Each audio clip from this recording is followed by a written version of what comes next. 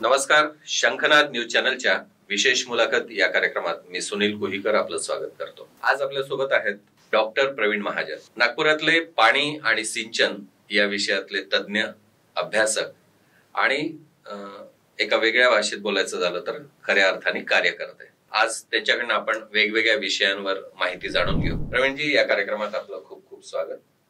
आपण चर्चेला सुरुवात करू. सगळ्यात पहिले तर आम्हाला असं सांगा की तुम्ही पाणी या विषयात, सिंचन आणि पाणी या दोन्ही विषयात आपण अगदी सुरुवातीपासून म्हणा किंवा बऱ्याच वर्षांपासून काम करताय, तर मुळात या विषयातली आपली आवड निर्माण कशी झाली आणि या विषयाकडे वळण्यामागे काय एकूण पार्श्वभूमी होती ती सांगा. मी सर्वप्रथम आपल्या न्यूज चॅनलच्या माध्यमातून जे प्रेक्षक माझी मुलाखत पाहत असतील त्या सर्वांना नमस्कार. सुनीलजी, आपण विचारलेला प्रश्न तसा खूप जुना 1982 सालात आपल्याला घेऊन गेल्यासारखं वाटतंय.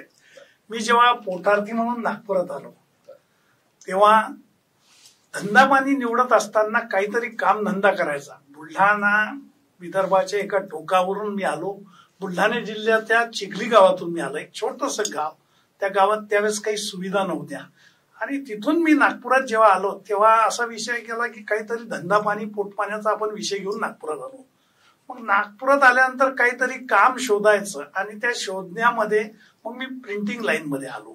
प्रिंटिंग लाईन निवडत असताना मग जलसंपदा कामं करण्यासाठी जलसंपदात रोज जात होतो आणि ते जात असताना मला पूर्ण विदर्भाभर जलसंपदाच्या कार्याचे एक त्यांच्या कार्याचा अनुभव आला आणि त्या कार्यातून असं लक्षात आलं की ज्या गावातून आपण आलो, ज्या परिसरातून आपण आलो, ज्या मोहल्ल्यातून आपण आलो त्या मोहल्ल्यामध्ये पाण्याचा फार मोठा तुटवडा असायचा आणि तो असताना आपण काहीतरी आपल्या गावासाठी, आपल्या शहरासाठी, आपल्या मोहल्ल्यासाठी, आपल्या विदर्भासाठी काहीतरी आपल्याला करण्याची चान्स आहे का. आणि जलसंपदात काम करत असताना माझ्या हे लक्षात आलं की हे आपण करू शकतो.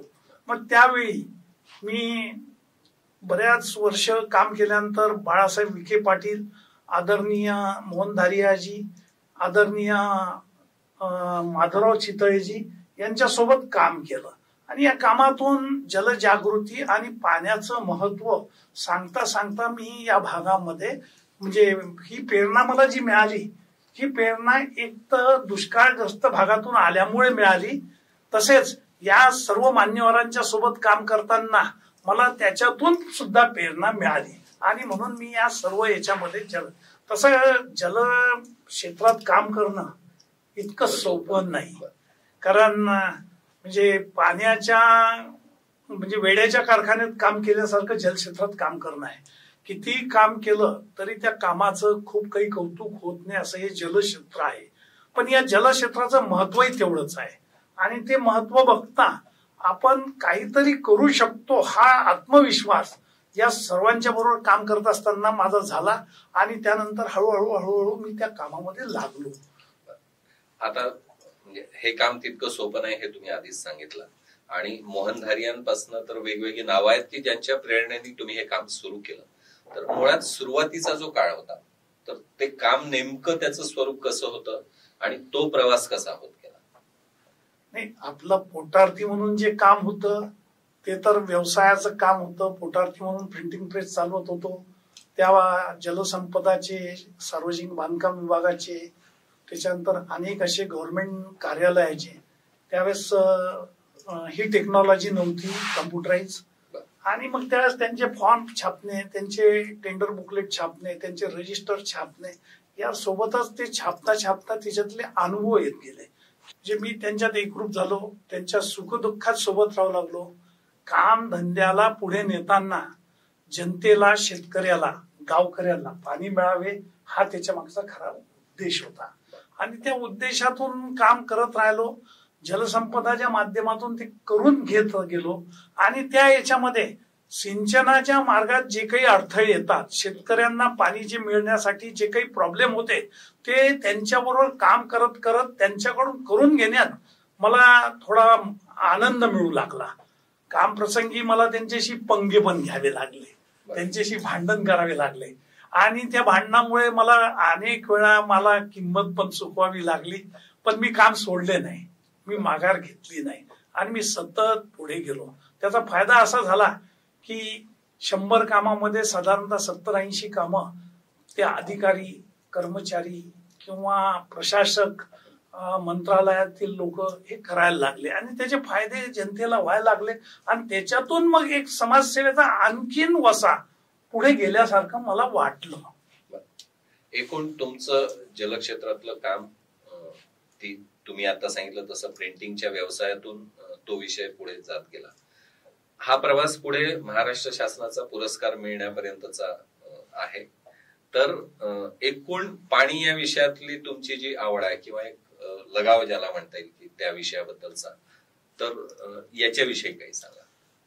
नाही, ते मी मगाशीच सांगितलं, कोणत्याही क्षेत्रात काम करण्यापेक्षा जलक्षेत्रात काम करावं हा फार म्हणजे त्याला असं म्हणता येईल आपल्याला की जलक्षेत्रात काम करणं फार कठीण काम असतानाही ते आपण स्वीकारलं, सोपं नसताना ते आपण स्वीकारलं आणि ते जलक्षेत्र आपण आपल्या आवडीने निवडलं, कोणी आपल्यावर लादलं नव्हतं. आणि मग मी मोहन धारियेजींच्या बरोबर, त्याच्यानंतर बाळासाहेब विखे पाटलांबरोबर, त्याच्यानंतर आपले पाणी क्षेत्रामध्ये म्हणजे जलपुरुष राजेंद्र सिंगांबरोबर, बाळासाहेब विखे पाटलाच्या पुढे जाऊन माधवराव चितळे सरांबरोबर हे मी जलक्षेत्रात काम करत गेलो. जलजागृती चळवळीत जवळपास 32 वर्ष मी यांच्यासोबत काम केलं. आजही कंटिन्यू मी काम करत आहे आणि या शेवटी काम करत असताना अनेक अडचणी येतात. त्या अडचणीतून काम शेवटावर गेल्याचा जो आनंद असतो तो आनंद निश्चित कुठेतरी आपण केलेल्या कामा पलीकडचा असतो किंवा आलेल्या अडचणी पलीकडचा असतो तो आनंद. आणि पिण्याचे पाणी प्रश्न त्याच्यामुळे जर कमी झाले, सिंचनाचा जर काही तिच्यातून मार्ग निघाला तर तो आनंद निश्चितच जास्त आहे. आता तुम्ही सांगितलं की तुम्ही एकूणच शासकीय कामाशी संबंधित राहिला, तर जलसंपदा विभाग जर आपण बघितला महाराष्ट्र शासनाचा, तर एक सुप्रमा नावाचा एक शब्द आहे जो शासकीय भाषेतला एक शब्द आहे आणि तो फेमस आहे असं आपण म्हणू. तर त्याचे फायदे किती, तोटे किती, अडथळे किती, असे अनेक प्रश्न आहेत. तुमचा अनुभव कसा राहिला? कारण त्याच्यात बदल घडवून आणण्यासाठी तुम्ही बरेच प्रयत्न केले असं म्हटलं जातं. काय होते की कुठल्याही प्रकल्पाचा आत्मा हा प्रमा असतो सुरुवातीला, प्रशासकीय मान्यता. ती प्रशासकीय मान्यता मिळाली की ते कार्यपद्धती चालू होऊन जाते कामाची. त्याच्यानंतर ती एक प्रशासकीय मान्यता असेल समजा एक 15 कोटीची आणि काम 15 कोटीपेक्षा जर जास्त होणार असेल, 18-19 कोटी होतो, तर 15 कोटीला पुन्हा सुधारित प्रशासकीय मान्यता 3 कोटीची घ्यावी लागेल. आणि ती घेण्याची पद्धत जी होती ती योग्य नव्हती. त्यासाठी मला खूप काही म्हणजे त्यांच्याशी वाद करावे लागले, त्यांच्या मागे लागावं लागलं, त्या सुधारणा करण्यासाठी त्या पद्धतीत जावं लागलं. मग त्यांना ते समजावून सांगावं लागलं की काय करायला पाहिजे. आणि निविदाची काही किंमत येते. समजा एखाद्या कामाचं तुम्ही उदाहरणार्थ आता समजा एक भुसीकूरचं टेंडर काढलेलं आहे आणि ते 300 कोटीचं आहे. त्या 300 कोटीच्या टेंडरमध्ये काही काम तुमचं 3 वर्षात झालं, काही काम 2 वर्षात झालं, असं करत करत समजा सुप्रमा ती संपत आलेली आहे. 300 कोटीची सुप्रमा दिली आहे पण काम तुमचं 200-250 कोटी झालेलं आहे. 100-150 कोटी तुमचं काम शिल्लक राहिलेलं आहे. मग त्या कामामध्ये जी निविदाची किंमत आहे ती त्या सुप्रमात, कारण निविदाची किंमत जी असते ती एक तर बिलो असते किंवा अभाव असते. जिथे बिलो असते तिथे एखाद्या वेळेस समजा ते योग्य झालं असतं, पण सर्वसाधारण ज्यावेळेस सुप्रमाचा विषय येतो आणि बिलोची पद्धत बऱ्याच ठिकाणी नव्हती, अभावची पद्धत होती आणि अभाव आल्यानंतर तो सुप्रमा आणखीन अभाव झाला असता. म्हणून माझी शासनाला विनंती होती, अधिकाऱ्यांना विनंती होती की तुम्ही ही पद्धत, सुप्रमाची जी पद्धत आहे ना, ही तुम्ही मूळ पद्धत घ्या जी शासनाला अभिप्रेत होती. पण काही काळामध्ये काही गोष्टी झाल्या आणि त्या गोष्टीतून ती पद्धत चेंज झाली. तर तो माझा नेहमी आग्रह राहिलेला आहे की सुप्रमा जेव्हा देतायत तुम्ही तर तो CSR नुसार असावा. ती मागणी माझी सातत्याने चालू होती. आणि राहिलेलं जे काम आहे आणि जे झालेलं काम आहे याचाही सुप्रमा करत असताना अभ्यास होत असतो आणि तो त्या प्रकल्पाच्या दृष्टीने फार महत्वाचा असतो. कारण तिच्यातले प्लस मायनस गोष्टी आपल्याला समजून येत असतात, काय झालं काय नाही. आणि शेवटी शासन कसं आहे की जे काही खालून पाठवले जाते त्याच्यावर थोडाफार विचार करून शासन पद्धती ठरत असते आणि शासनाने दे. मग माझ्या पत्रावर सुप्रमा पद्धत बदलल्या गेली. हा एक फार मोठा माझ्यासाठी बदल होता माझ्या जीवनातला आहे की सुप्रमाची पद्धत बदल गेली. आणि याचा फायदा असा झाला की महाराष्ट्राच्या सर्व प्रकल्पाला माझ्या पद्धतीनुसार म्हणजे CSR पद्धतीनुसार मी जी मागणी केली होती, मी काही म्हणजे चाकोरीच्या बाहेर जाऊन मागणी नव्हती केली, चाकोरी पद्धतीत मागणी केली होती की CSR जो आहे, CSR म्हणजे काय, करंट शेड्यूल रेट. अच्छा. तर CSR जो आहे त्या CSR नुसार तुम्ही त्याचा म्हणजे सुप्रमा तयार करावा आणि ते मान्य झालं. तर ते मान्य झाल्यानंतर काय झालं की त्याचा पूर्ण महाराष्ट्राच्या सर्व प्रकल्पाला फायदा झाला.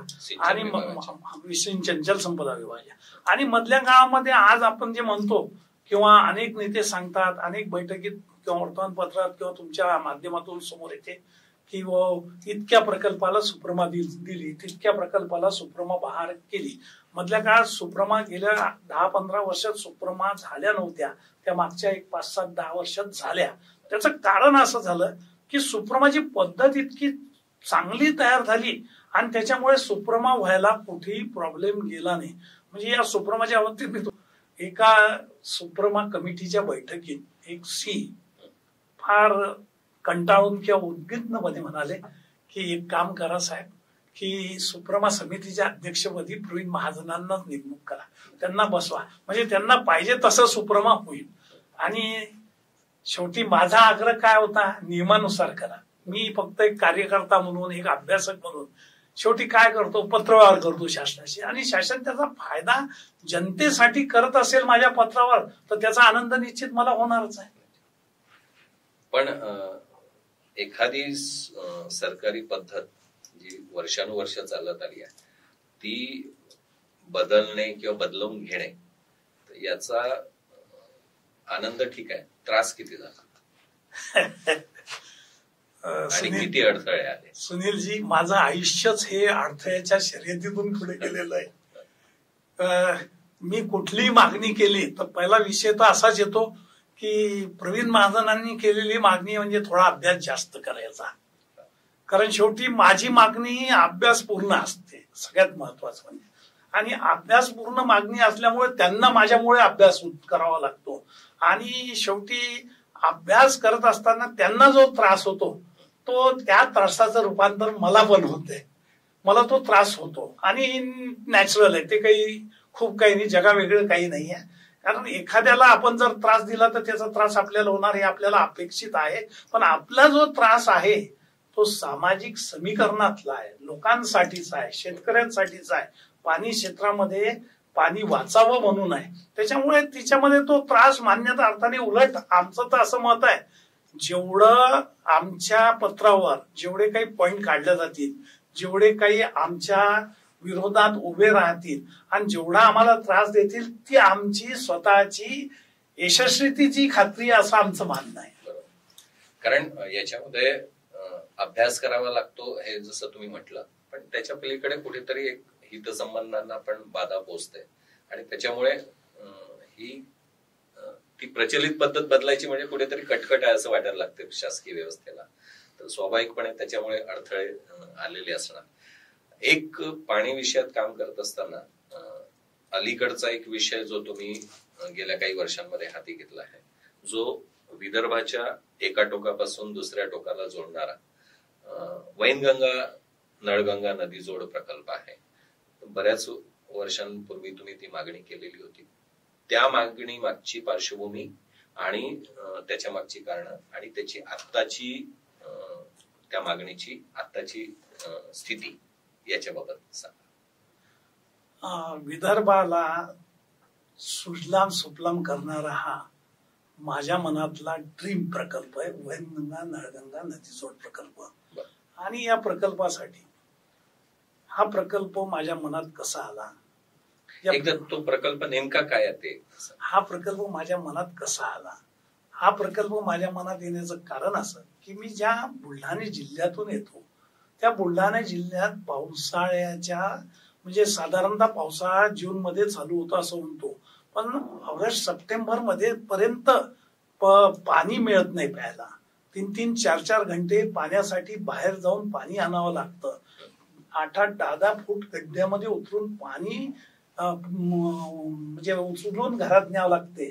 टिल्लू पंपानं पाणी आपल्या ड्रम मध्ये टाकावं लागते किंवा जिथे कुठे पाणी अवेलेबल आहे तिथून टँकर, बैलबंड्या, कावळ किंवा डोक्यावरचे हांडे या पद्धतीनं पिण्याच्या पाण्याचा प्रश्न आहे.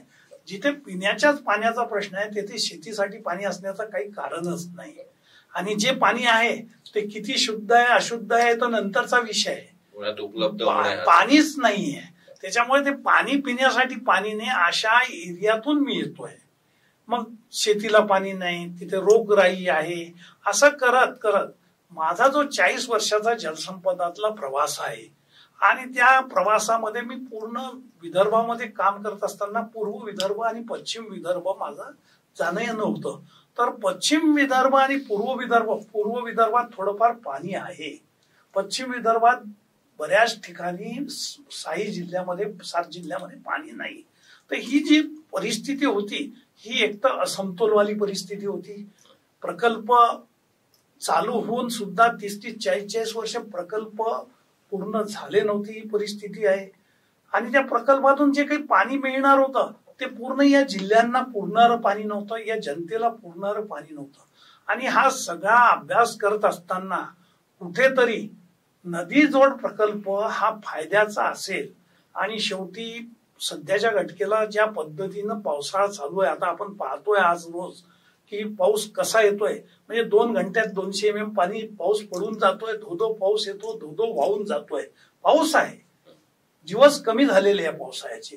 पहिले साधारणतः 3 महिने पावसाळा असायचा. आज पावसाळा एक 45-40 दिवसाच्या वरती जायला तयार नाही. याला सगळं कारणीभूत आहे आपण स्वतः. निसर्गाचा ऱ्हास एवढा केला आपण की सिमेंटचे जंगल उभी केले, पर्यावरणाला पूर्णपणे आपण संपवलं, झाडं तोडले, कुठेही पाणी मुरवण्यासाठी आपण जागा शिल्लक ठेवल्या नाही, सिमेंटचे जंगल केले, रस्त्याच्या आजूबाजूला सुद्धा पाणी मुरू शकत नाही ही परिस्थिती आहे. आणि जे काही पाणी वाहते आहे ते पाणी सगळं नदीत नाल्यात जाते, नाल्यातून नदीत जाते, नदीतून समुद्रात जाते. पाण्याचा विषय संपला. निसर्ग आपलं काम करते. निसर्ग काही तुम्हाला पाऊस देत नाही, पाणी देत नाही असं नाही. निसर्ग आपलं पाणी देते, पण त्या पाण्याचा आपण सदुपयोग अजून पूर्णपणे करू शकलो नाही, हे आपलं दुर्दैव आहे. आणि मग अशा परिस्थितीत 2 भागातला साधारणतः जो काही समतोल नव्हता, पाणी अभाव होता. एकीकडे पाणी थोडं जास्त आहे, ते वाहून जात आहे, दुसरीकडे पाणीच नाही आहे. मग त्यासाठी कुठेतरी तो सगळा डोक्याच्या समोर जो काही विषय होता किंवा ह्याच्यातून काही करता येऊ शकते का, म्हणून त्याचा थोडा अभ्यास केला. त्याचा थोडी काही मित्रपरिवाराशी चर्चा केली, या क्षेत्रातल्या काही तज्ञ लोकांचा पण त्याच्यात सल्ला घेतला.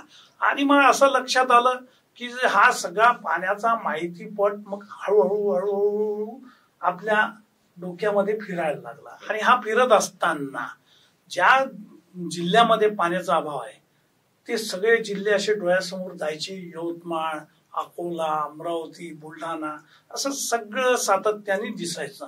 आणि हा नेहमी कुठेतरी ध्यास असायचा की या जिल्ह्याला कमीत कमी शेतीसाठी पिण्यासाठी पाणी उपलब्ध जर झालं तर आपल्या आयुष्याचं काहीतरी सार्थक झालं.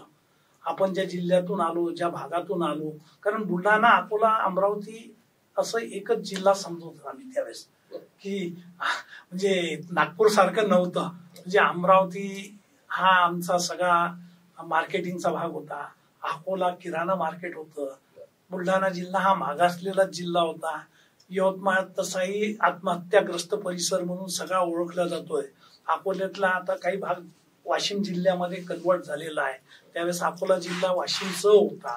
तर हे सगळं चित्र पाहत असताना किंवा हे पाणीच नाहीये या लोकांना, आणि मग इथले सगळे तरुण बाहेर जातात. त्याच्यातला मी एक तरुण त्यावेळेस बाहेर आलो. जर माझ्याच गावात मला काही करायला मिळालं असतं कदाचित तर मी माझं गाव सोडलं नसतं ना. हाही त्याच्या मागचा एक कुठेतरी मनामध्ये एक कुठेतरी शंका पाल माझ्या मनात होती की असं जर झालं तर कदाचित इथले तरुण बाहेर जाणार नाही. सगळं त्यांचं व्यवस्थित व्हावं असा माझा विषय होता. आणि मग या सगळ्या कामामध्ये वैनगंगा नदीमध्ये आलेलं पाणी, गोसीखुर्दमध्ये आडलेलं पाणी आणि गोसीखुर्दीच्या खाली जाणारं पाणी हा सगळा भाग डोळ्यासमोर होता. तो आकड्यात गेलो आपण तर फार कटकटीचा विषय होईल आणि समजायला लोकांना फार कठीण होईल. पण आपल्या हक्काचं जे पाणी आहे ते आपल्या हक्काचं सगळं पाणी वाहून जाते ही कुठेतरी खंत होती मनामध्ये. आणि मग ती आखण्यामध्ये शासनाने ती कन्वर्ट केली, तो भाग नंतरचा आहे. पण ही खंत होती.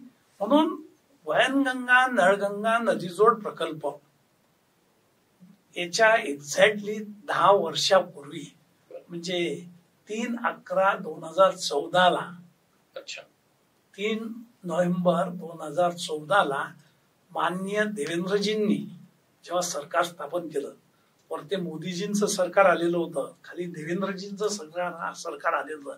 आणि 3 नोव्हेंबर 2014 जेव्हा देवेंद्रजी नागपुरात आले होते तेव्हा एक साधं विनंती पत्र किंवा निवेदन म्हणा तुम्ही पाहिजे तर ते देवेंद्रजींना अशा ठिकाणी दिलं की देवेंद्रजी नागपुरात आल्यानंतर रामनगरच्या हनुमान मंदिरातील शनी मंदिरात तेल व्हायला यायचे दर शनिवारी.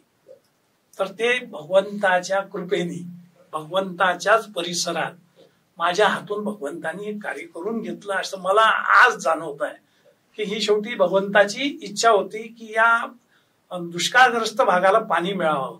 आणि देवेंद्रजी सारख्या माणसानी ती मागणी 2014 लगेच ते पत्र 15 जानेवारी 15 मध्ये शासनाकडे पाठवलं, जलसंपदा विभागाकडे, की याचा अहवाल तयार करावा आणि यावर कारवाई करावी. हा झाला या वैनगंगा नळगंगा नदी जोडच्या मागणीचा प्रवास.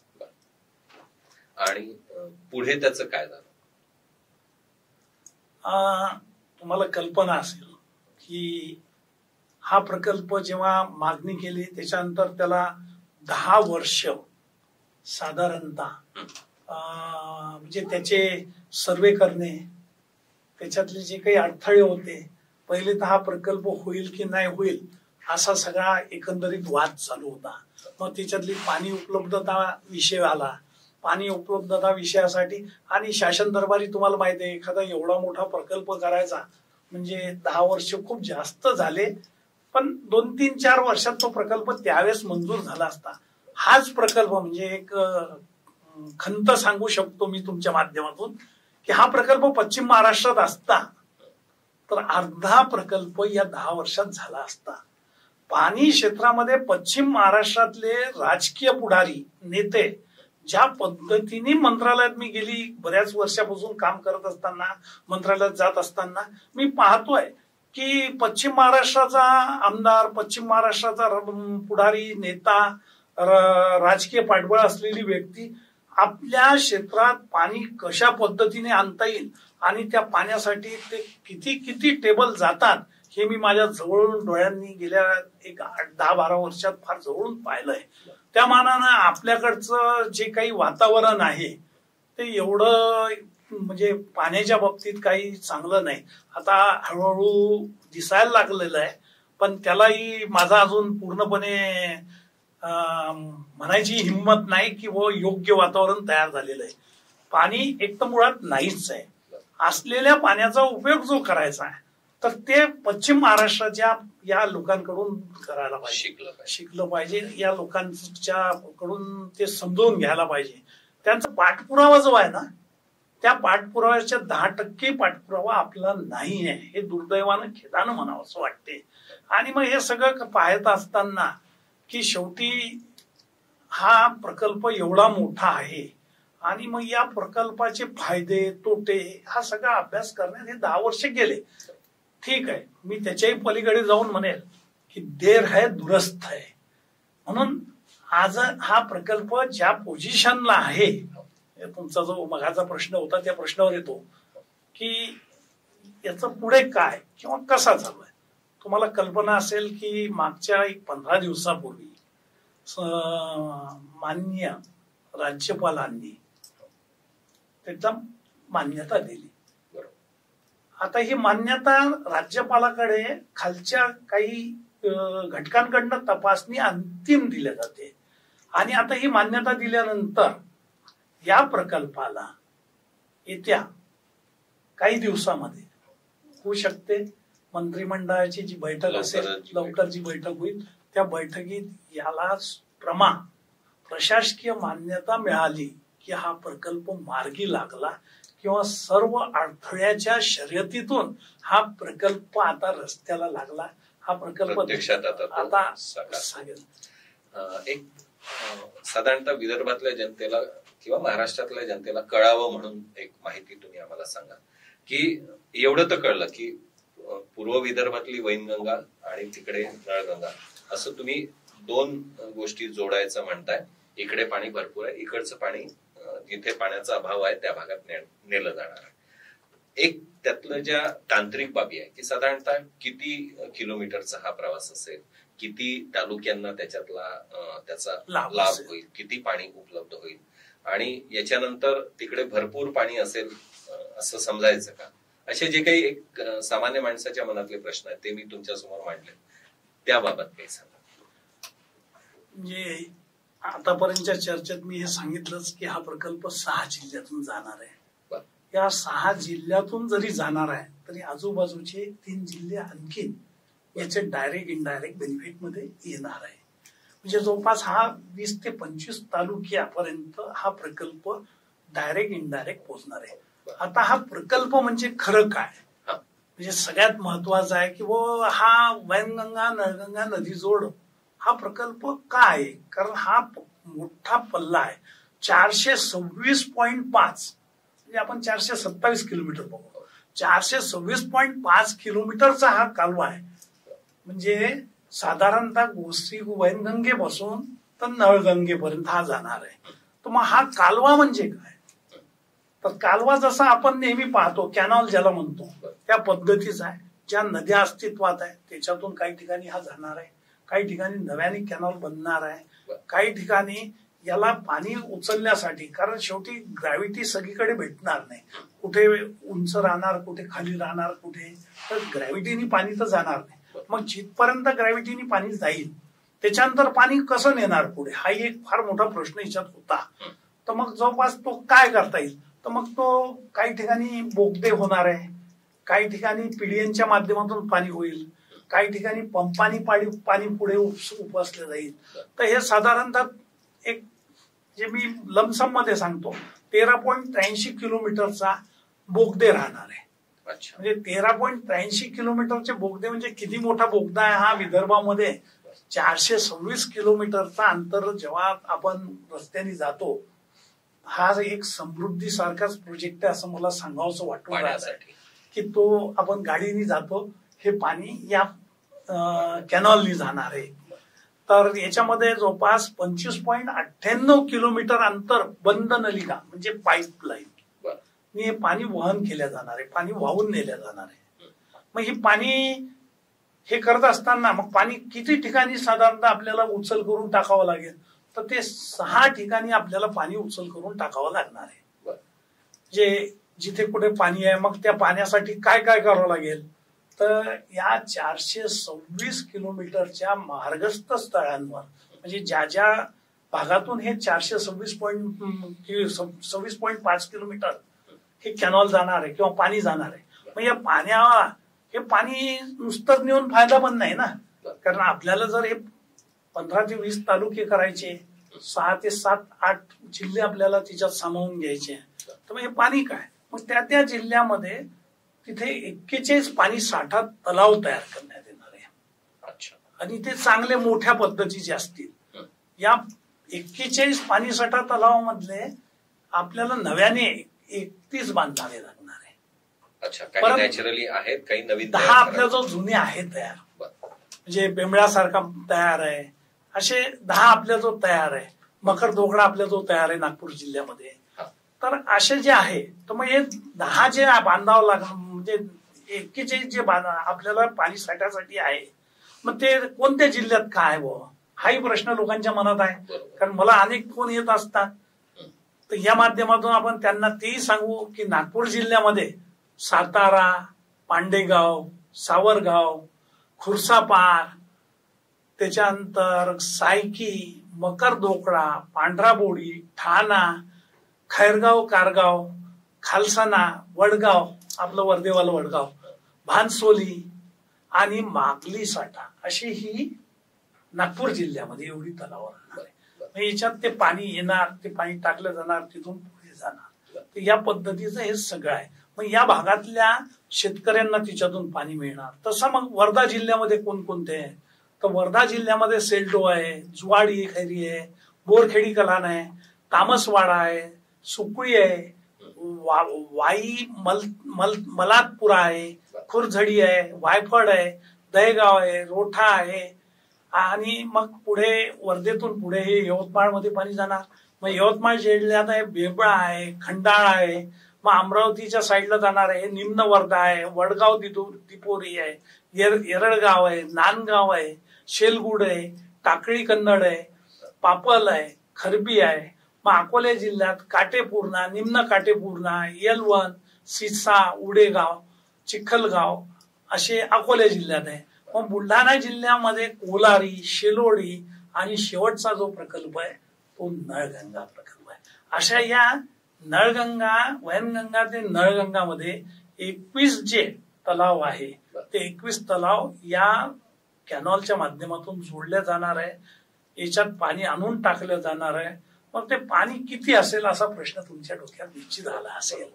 मग तो पाणी थोडकं नाहीये. म्हणजे 1772 दलघमी पाणी आहे आपण उचलणार आहे. आणि 1772 दलघमी पाणी उचलणार म्हटल्यानंतर त्याचा कॅनॉल मोठा असणार आहे. त्याचे साठवण तलाव जे आहे ते सुद्धा मोठ्या प्रमाणात असणार आहे. आणि मग या 1772 लोकांचा हा विषय येऊ शकतो, जनतेच्या मनात हा एक प्रश्न येऊ शकतो.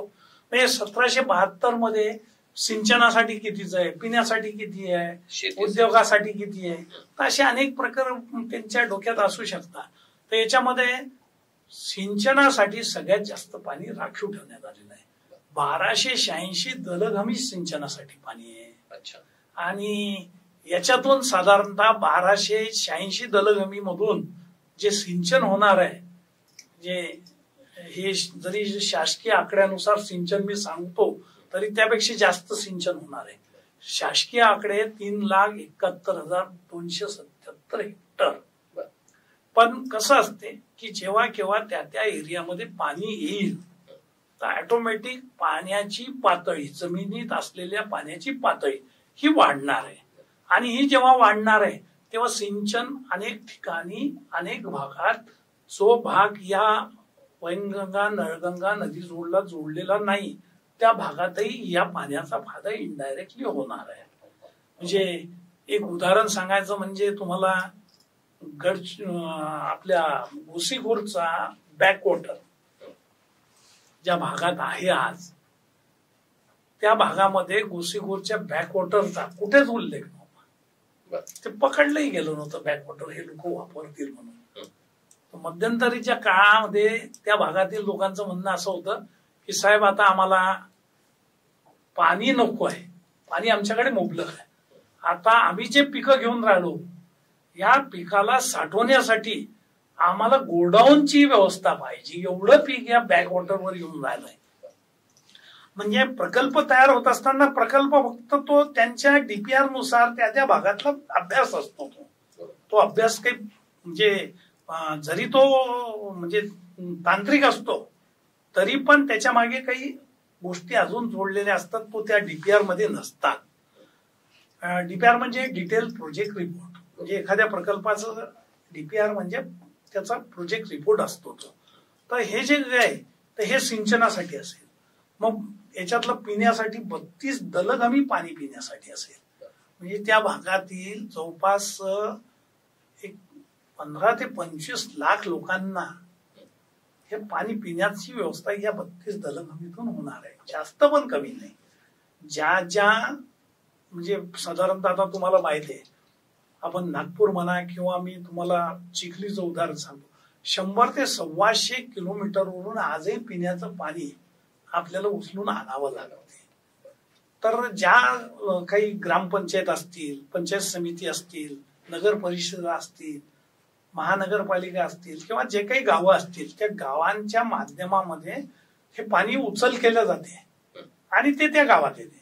तर ते म्हणजे या कॅनॉलच्या आजूबाजूला जे लोक आहेत त्यांना तर पाणी मिळणारच प्यायला, पण त्या अलावा 100-150 किलोमीटरच्या परिघामध्ये ह्या 32 दलगमी पिण्याच्या पाण्याचा उपयोग होऊ शकतो. मग आता पाणी आलं तुमच्याकडे, शेतीचं सिंचन वाढणार आहे, पिण्याचं पाणी आलंय.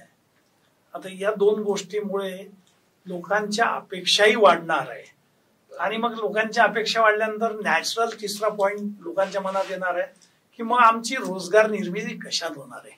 याच्यामध्ये 397 दलगमी पाणी ह्या औद्योगिक वापरासाठी म्हणजे उद्योग धंद्यासाठी राखीव ठेवण्यात आलेलं आहे. आणि 397 दलगमी पाणी हे कमी पाणी होत नाही. म्हणजे जर उद्योगधंद्यांनी विचार केला ना तर मोठे मोठे 100-125 उद्योगधंदे त्या भागात येऊ शकतात. आणि हे उद्योगधंदे आले तर रोजगाराचा प्रश्न तिथल्या तिथे मिटेल. गावातून शहरात जाणारा जो तरुण आहे किंवा जो लोंढा आहे तो दोन्ही अर्थाने फायद्याचं ठरणार आहे. गावाचा तरुण गावातच राहील, आपल्या परिवारासोबत राहील. शहरामध्ये होणारी जी गर्दी आहे ती याच्यामुळे कमी होईल. हे दोन्ही याच्यातले फार महत्वाचे दुवे फायदे राहणार आहे. तर हा 397 दलगमी जो पाणी आहे तो औद्योगिक वापरासाठी राहणार आहे. मग आता हे सगळं 426 किलोमीटर मध्ये 1772 पाणी आणलं जाईल.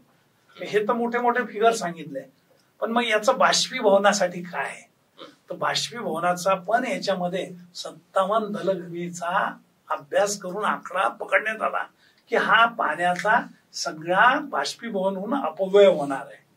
तर तो 57 दलगमीचा राहणार आहे. आणि तो सगळा विचार करता हा प्रकल्प जो आहे ना, हा प्रकल्प ज्या ज्या जिल्ह्यातून जाणार आहे, ज्या ज्या तालुक्यातून जाणार आहे, तो या सिंचनाच्या लाभासह अनेक सर्वसाधारण लोकांना याचा फायदा करून जाणार आहे. आणि मुख्य म्हणजे सुनीलजी मला सांगावंसं वाटते की हे सगळे जे भाग आहे, म्हणजे तुम्ही वर्धेचा काही भाग किंवा नागपूरचा काही भाग जर सोडला तर बाकी हे सगळे जे भाग आहे कुठे ना कुठे आपण आत्महत्या झाली आहे. का झाली आहे, तर मग त्याला सिंचनासाठी पाणीच नाही आहे म्हणून आत्महत्या झाली आहे. तर याच्यातला बराच काही विषय जो आहे यवतमाळ जिल्ह्याचा आहे, बुलढाणा जिल्ह्याचा आहे, अकोला जिल्ह्याचा आहे, वर्धा जिल्ह्याचा आहे, अमरावती जिल्ह्याचा आहे. कारण या पश्चिम विदर्भातच आत्महत्याग्रस्त विदर्भ म्हणून ओळखलं झालं आणि ही ओळख याच्यामुळे पुसल्या जाणाऱ्या सगळ्यात महत्वाचा विषय आहे. याच्यासोबत अनेक प्रकल्पाचे कामं चालू आहे, तो भाग वेगळा, पण हा प्रकल्प विदर्भाला निश्चित सुजलाम सुफलाम करणार आहे. मग आता याच्यामध्ये सगळं हे करत असताना किंवा मग या प्रत्येक जिल्ह्यामध्ये सिंचन काय होणार आहे तर तेही आकडेवारी माझ्याजवळ आहे. तर याच्यामध्ये साधारणतः नागपूर जिल्ह्यात 92,326 हेक्टर सिंचन होणार आहे. वर्धा जिल्ह्यात जे आहे ते 56,646 हेक्टर आहे आणि अमरावती जिल्ह्यात 83,571 हेक्टर आहे. यवतमाळ जिल्ह्यात 15,895 हेक्टर आहे. अकोला जिल्ह्यात 84,625 हेक्टर आहे आणि बुलढाणा जिल्ह्यात 38,214 हेक्टर सिंचन असेल. आणि असे जरी हे सिंचनाचे आकडे याच्या डबल ही आकडेवारी जी आहे ही त्या डीपीआर मध्ये घेतलेली आकडेवारी आहे. ही काही माझ्या मनाची आकडेवारी नाही, माझ्या अभ्यासाची आकडेवारी, पण माझ्या अभ्यासाने किंवा माझ्या अनुभवातून मी हे सांगू शकतो की या आकडेवारीच्या डबल आकडेवारी साधारणतः या सिंचनाच्या पाण्यामुळे या जिल्ह्यामध्ये डबल होणार आहे. आणि अप्रत्यक्ष सिंचन नेहमी वाढत असते. जसं मी सांगितलं बॅकवॉटरचा कधी विषय नव्हता. विहिरीला जे पाणी तुमचं वाढणार आहे, विहिरीच्या पाणी पातळी वाढणार आहे, तुमचे छोटे छोटे तलाव तुम्ही जे शेततळे करणार आहे त्याला जे 1.5 महिना पाणी 2 महिने पाणी राहतात, हा 6 महिने 5 महिने 4 महिने पाणी राहील. याचे इनडायरेक्टली फायदे होतील. त्याच्यामुळे हा सिंचन जो आहे हा निश्चित 5 ते 6 हेक्टरच्या वरती जाईल असा माझा विश्वास आहे. आता हे सगळं करत असताना याच्यातून म्हणजे आम के आम गुठली के दाम, या कालव्याच्या पाण्यावर सौर ऊर्जा निर्मित होणार आहे. त्याच्यानंतर हे दुसरा विषय असा येऊ शकतो किंवा अनेक स्कीम तयार आहे पण त्या इलेक्ट्रिकमुळे चालतच नाही. तर याच्यामध्ये 3 ते 4 ठिकाणी ऊर्जा निर्मिती प्लांट आहे. त्याच ऊर्जेवर त्यांचे सगळे पाणी उचल कार्यक्रम जे आहे किंवा जे पंप आहे ते सगळे तिथे त्याच्यावर चालणार आहे. आणि शेवटी सिंचनाच्या सोबत जर उद्योगधंदे येतील, त्यातून रोजगार मिळेल, तर यापेक्षा अजून काय जनतेला पाहिजे. एकूण ज्या भागामध्ये पाणी नव्हतं त्या भागामध्ये पाणी उपलब्ध होणार आहे. खरंच एक ड्रीम प्रोजेक्ट याला तुम्ही म्हटलंच आहे, तो निश्चितच आहे. आणि आनंदाची गोष्ट अशी आहे की तो आता पूर्णत्वाच्या म्हणजे त्याच्या मंजुरीची प्रक्रिया आता पूर्ण होत आली आहे आणि कदाचित मंत्रिमंडळाच्या बैठकीत त्याला मंजुरी प्राप्त होईल. कसं वाटतंय? फार आनंदाचा क्षण आहे. कारण शेवटी 10 वर्षाची सातत्याने ही मागणी रेटण्याचं काम माझ्या हातून झालेलं आहे. आणि या 10 वर्षात खूप चांगले अनुभव आलेले आहेत. या 10 वर्षाच्या काळात हे सगळं मागत असताना मध्ये 2 वर्ष सरकार वेगळं होतं. त्याही काळात त्यावेळेचे जे जलसंपदा मंत्री होते जयंतराव पाटील, त्यांचंही याच्यात योगदान निश्चित आहे, ते विसरता कामा नये. देवेंद्रजीचं तर योगदान आहेच आहे. म्हणजे देवेंद्रजींनी मनात आणला समृद्धी महामार्ग, तसा एका त्यांच्या मित्राच्या एका कागदावर साकार होणारा किंवा साकार होईल त्या दिवशीचा हा वैनगंगा नळगंगा प्रकल्प असेल. याचा आनंद म्हणजे शब्दात सांगता येणार नाही, पण एवढं निश्चित सांगू शकेल आनंद तर आहेच हा. पण हा आनंद माझ्या एकट्याचा मी मानणार नाही. हा विदर्भातील गोरगरीब शेतकऱ्यांचा, विदर्भातील सर्व जनतेचा, हा डायरेक्ट इनडायरेक्टली मला असलेल्या पाठिंब्याने मी जे काही कार्य केले हा त्यांच्यासाठी आनंदाचा क्षण असेल. एक मोठा प्रकल्प तुमच्या प्रयत्नातून साकार होणार आहे. एक सांगा की या एकूण या प्रकल्पासाठी साधारणतः काही जमिनी जाणार असतील, काही पुनर्वसन कोणाचं करावं लागणार असेल, तर त्याची पण योजना तयार झाली असेल? जेव्हा डीपीआर तयार होतो तेव्हा सगळ्याच गोष्टी तयार असतात. त्याचे काही विस्तृत काही आकडे असतील? कसं असते की 426 किलोमीटरचा हा प्रकल्प जेव्हा म्हटल्या गेलेला आहे तर निश्चित फार मोठा प्रकल्प आहे. आणि नदी जोडच्या बाबतीत म्हणायचा तर मला असं फार चांगल्या यांनी किंवा खूप विश्वासाने मी सांगू शकेल की हा महाराष्ट्रातला सर्वात मोठा प्रकल्प म्हणून साबित होईल. पण मग आता शेवटी कसं असते, कोणताही प्रकल्प म्हटला, कोणतंही विकास काम म्हटलं की त्याच्यासाठी जागा आलीच. मग ती जागा रस्ता जायचा असेल तर एखाद्या गावातून जाणार आहे, एखाद्या शेतातून जाणार आहे. कॅनॉल असेल तर एखाद्या गावातून एखाद्या शेतातून जाणार आहे. या प्रकल्पाच्या बाबतीत एकच सुदैव चांगलं आहे किंवा एकच गोष्ट चांगली म्हणता येईल याच्यात की या प्रकल्पामध्ये खूप काही जमीन लागणार नाही. म्हणजे सगळ्यात महत्वाचं आहे की खूप काही लागणार नाही आणि खूप क्षेत्रही बुडणार नाही. एवढा मोठ्या प्रकल्पामध्ये फक्त 19,818 हेक्टरच जमीन जाणार आहे. नाहीतर एवढा मोठा प्रकल्प म्हटल्यानंतर आपल्याला माहित आहे की एखादा 1,00,000 हेक्टर जमीन गेली असती, पण इथे जाणार नाहीये ती. आणि मग याच्यामध्ये एवढी जमीन का जाणार आहे हाही प्रश्न तुमच्याकडे डोक्यात असेल तर 40 मार्गस्थ साठा तलाव आपण निर्माण करणार.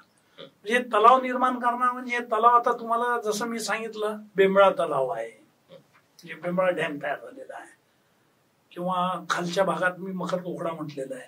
तर हे सगळे साधारणतः मीडियम मेजर प्रोजेक्ट सारखे तलाव असतील. आणि एखादा तलाव बनवायचा म्हणजे किती जमीन जाते आणि किती वर्ष ते चालते हे लक्षात घेण्यासारखं आहे.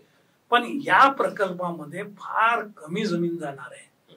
आणि दुसरी गोष्ट म्हणजे गावे फार कमी जाणार आहे. गावातील जनता जी आहे तर ती फक्त 15,640 लोकसंख्या प्रभावित होणार आहे. एवढ्या पुनर्वसन का म्हणजे एवढ्या मोठ्या, आणि 26 गावं जे आहे ते पूर्णतः जाणार आहे, 83 गावं अंशतः जाणार आहे. आणि हे सगळ्या गावात म्हणजे हिशोबात जर पाहिलं तर 15,640 लोक म्हणजे खूप जास्त नाही. म्हणजे जो काही सर्वे रिपोर्ट त्याचा तयार करण्यात आलेला आहे, डीपीआर जो तयार करण्यात आलेला आहे, त्याच्यानुसार आजच्या स्थितीला तर असंच दिसते. आणि याच्यामध्ये तिसरी गोष्ट आणखीन अशी आहे की खूप जास्त म्हणजे वन जमीन जी लागत असते नेहमी, ती वन जमीन पण याच्यात जास्त जाणार नाही. 395 हेक्टर फक्त वन जमीन जाणार आहे. म्हणजे हा प्रकल्पाचा सगळा जर परीख आपण पाहिला तर याच्यामध्ये फार मोठा भाग कव्हर होणार आहे. दुसरा, याच्यामध्ये लोकांचं पुनर्वसन कमी आहे. त्याच्यानंतर यामध्ये भूसंपादन कमी आहे. आणि याच्यातली बरीच जमीन शासकीय मालकीची पण आहे. हा सगळ्यातला याच्यातला सगळ्यात मोठा फायदा आहे. त्याच्यामुळे हा प्रकल्प एकदा मंत्रिमंडळाची मान्यता मिळाली की प्रशासकीय मान्यता मिळाली म्हणून म्हणायला हरकत नाही. आणि ही प्रशासकीय मान्यता मिळाली की हा प्रकल्प म्हणजे सुरुवात झाल्यासारखाच आहे असं म्हणायला काही हरकत नाही. एक साधारणतः एखादा प्रकल्प येणार म्हटलं की कॉमन माणसाला इंटरेस्ट असतो तो विषय म्हणजे खर्च किती येणार प्रकल्पासाठी. तर त्याची काही आकडेवारी आहे आज उपलब्ध? हा जेव्हा प्रकल्पाचा पहिला सर्वे झाला त्यावेळेस हा जवळपास 52-53 हजार कोटीचा होता. आणि आजच्या डेटला, आजच्या CSRच्या हिशोबात शासकीय आकडेवारीनुसार हा 88,000 करोडवर पोहोचला आहे. आकडा फार मोठा आहे, पण आकड्याच्या हिशोबात प्रकल्पाचा परीघ जो आहे तो आकड्याच्या हिशोबातही फार मोठा आहे. आणि शेवटी एवढा पैसा कुठून येणार हाही प्रश्न मग मनात येऊ शकतो लोकांच्या.